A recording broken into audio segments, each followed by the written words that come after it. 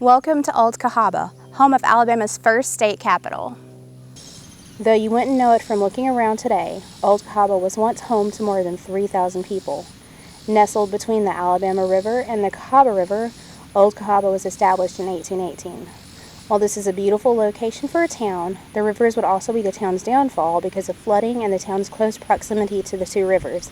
Today, Old Cahaba is all but abandoned, with the exception that it is now home to an archaeological park there to preserve what little remains of its history. But it was once a thriving town. One building that stood at this very spot was Salt Marsh Hall. It was the place where huge balls and parties were held. Even after the capital was moved to Tuscaloosa in 1825, Cahaba still remained the Dallas County seat until 1866. To accommodate that, the Dallas County Courthouse was built here in this area in 1834. After the war, the courthouse was used by freedmen who wished to gain political power. The building itself was dismantled by brick salvagers in 1905. Old Cahaba also had a vast variety of merchants, among them the old brick store, which stood in this very spot. It sold a variety of dry goods and was owned by Samuel Hill, who traveled to New York twice a year to stock up on merchandise for the town. Also, there was a hometown drugstore called the Cahaba Drugstore, which called this very location its home. It was owned by Herbert Hudson and J.D. Craig. Next door to the drugstore was a jewelry store and a grocery store. All of these stores were owned by members of the same family. Another famous Old Cahaba attraction is the Cushionron columns.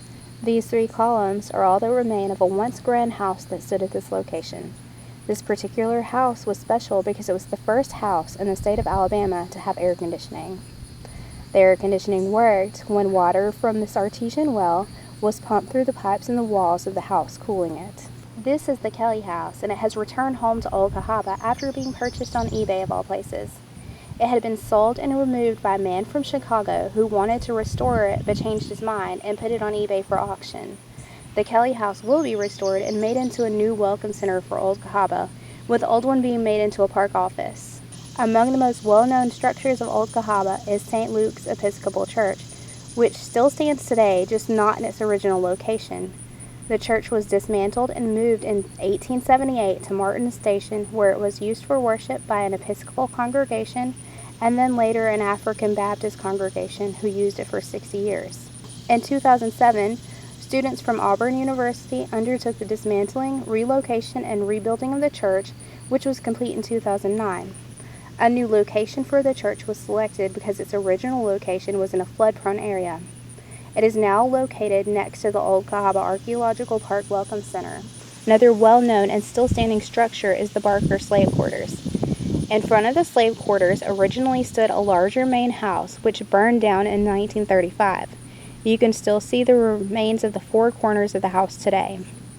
After the main house burned, the Kirkpatrick family converted the former slave quarters into their new home, adding a porch to the front and a much larger section to the back, more than doubling the size of the original structure. After the Civil War, the Kirkpatrick family was one of just a few families to stay in Cahaba. Clifton Kirkpatrick would become known as the Duke of Cahaba because he was the unofficial host of the town and gave tours to visitors. The last of the Kirkpatricks moved away in 1940. While little remains of it today, another long-lost part of Old Cahaba is Castle Morgan, a prison where Union soldiers were held during the Civil War. Located on a bank of the Alabama River, the prison was large enough to house around 500 people, but at the height of the war, more than 3,000 men were being held there.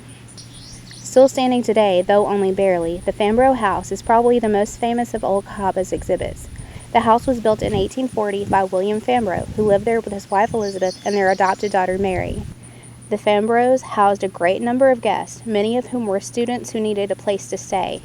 The house was later bought by Ezekiel Arthur, a freedman who traveled around from state to state, finding members of his family taken by slavery. And finally, Old Cahaba's new cemetery is anything but, with citizens of Old Cahaba being interred in the cemetery from 1848 through 1900. Of those buried there are the Bells, a father and son who attacked a local man and were killed in a shootout when the man's brother-in-law came to his aid, and also the Gardner family, whose kind matriarch, Mrs. Gardner, brought books, blankets, and food to Union soldiers being held at Castle Morgan in hopes that should her son, a Confederate soldier, be captured, he would be shown the same kindness by someone like her.